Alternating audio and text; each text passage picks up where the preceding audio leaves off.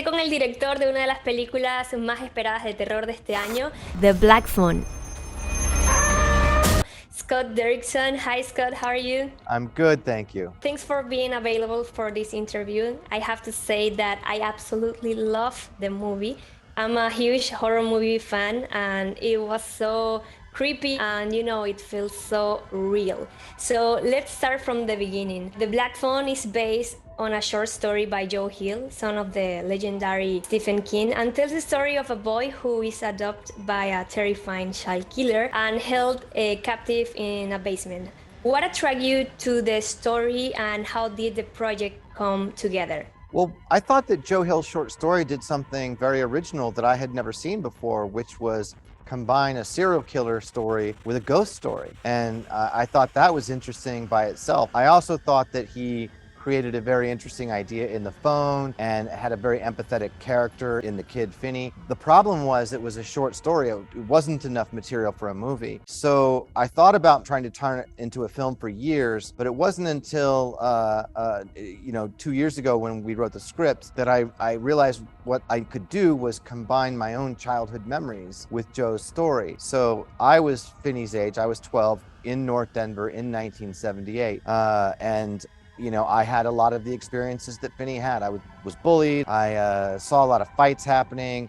There was violence in my home, and there was something about capturing the feeling of that time and place that I thought would be an interesting backdrop to lead into Joe's story. So combining my own childhood memories with Joe's short story is really what The Black Phone is all about. Let's talk about that creepy mask. This is a peculiar choice because the grabber had different faces on the mask. Tell us about it. What was your inspiration for it? And what were you looking for? Well, there's no mask in Joe's story, and I like the idea of making a new iconic horror film mask. We've got Jason and Michael Myers and Leatherface and Ghostface from the Scream franchise. And I thought to myself, there must be a way to make this evolve, to go another step further with it.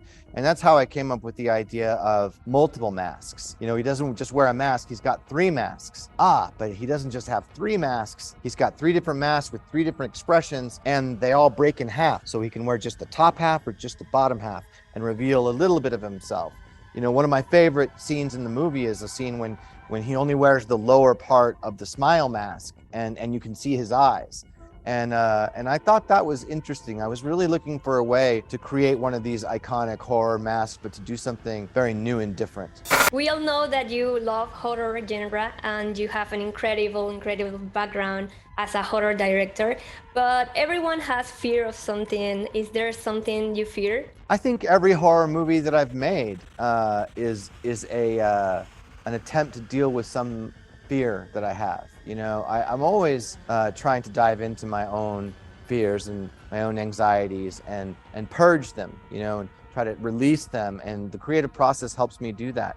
At the time that I wrote Black Phone, I had been in therapy for 3 years dealing with and talking about my childhood and the violence in my childhood and the emotions of fear and trauma, the traumatic things that happened to me when I was a kid. So it was great to be able to take all of that and try to channel it into a creative work. That's what I've done with all my horror films.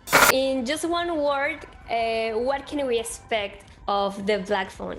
One word would be suspenseful. It's a very suspenseful story. It's definitely suspenseful from beginning to end. Sometimes it really gets downright scary, but it's emotional in a lot of ways. It's also got a lot of love in it. It's funny. It's got humor. It's heartfelt, and I think in places it's even inspiring. So it's a suspenseful story. I would say either suspenseful or emotional. Those would be the words I'd use to describe The Black Phone. I agree. Thank you so much again for this interview. Thank you so much. Bye.